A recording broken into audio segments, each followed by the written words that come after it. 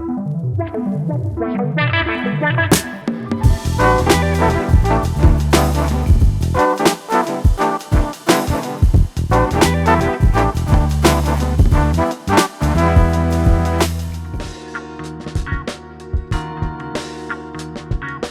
name's John Auckland. I'm the co-founder and CEO of Seafields. Seafields is an aqua farming company that's going to farm, cultivate, harvest the brown floating algae Sargassum for the purposes of carbon removal.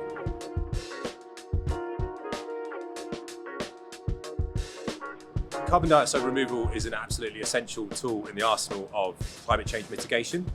So at the moment, humanity is going to, even in the best case scenarios of decarbonisation, we're going to be left with about 10 gigatons of unavoidable emissions. So carbon dioxide removal is absolutely essential to mitigate those final 10 gigatons per annum.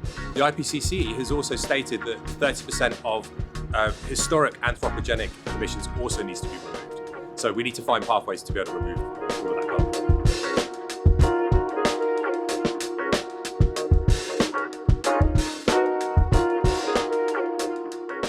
Marine CDR is in many ways more important than terrestrial CDR because the ocean is a larger surface area, it's 71% of the planet's surface.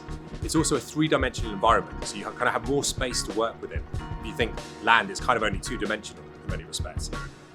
The other thing about the ocean is that it's much faster and easier to access the deep ocean where we can store the carbon in what we call the slow-moving carbon cycle, where it's much less vulnerable to climate change. Right? If we store all of this carbon in trees and in plants and in the soil, actually that's quite exposed to climate changes that will then potentially re-release that carbon back out again.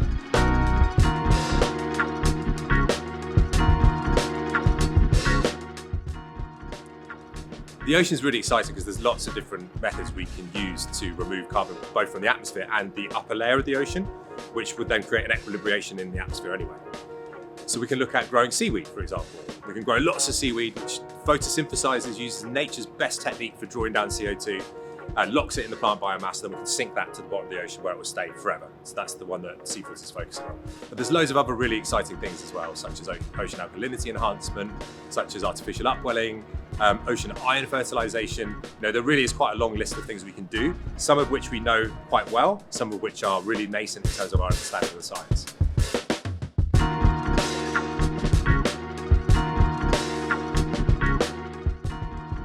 The science we've done so far, it really is a drop in the ocean. We need a lot of investment into this space. It's very easy to do research on land, right? Which is why we've done a lot of research. Also, we're very familiar with the land, so it's not kind of scary to us. There's this assumption, it's a very wrong assumption that anything we do in the ocean is, it's kind of brushing our mess somewhere else, or somewhere that we can't see, or somewhere that we don't understand. We actually understand a lot about the ocean, but just very, very few areas of the ocean because it is so vast. So we can focus on those areas that we have a lot of knowledge, and that's where our kind of existing science, I think we only know about 5% of the oceans, but that's still a huge amount of area. So we need more research into the characterization of different areas of the ocean, so we know where it's safe to do activities, where it's not safe. And we also then need to find a new way of fostering private, public and academic collaboration so that we can accelerate that research in a way that's never been done before.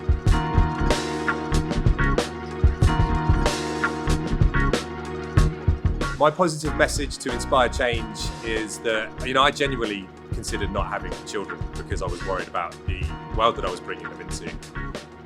I started getting into this impact space, into the carbon dioxide removal space, then the MCDR space, and that gave me a new kind of hope.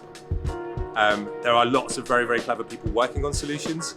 Nature's already a very, very powerful carbon dioxide capture sort of proponent, right? We just need to help nature. And I know a lot of very clever people are still working on that. That's given me hope, and it should do with you too.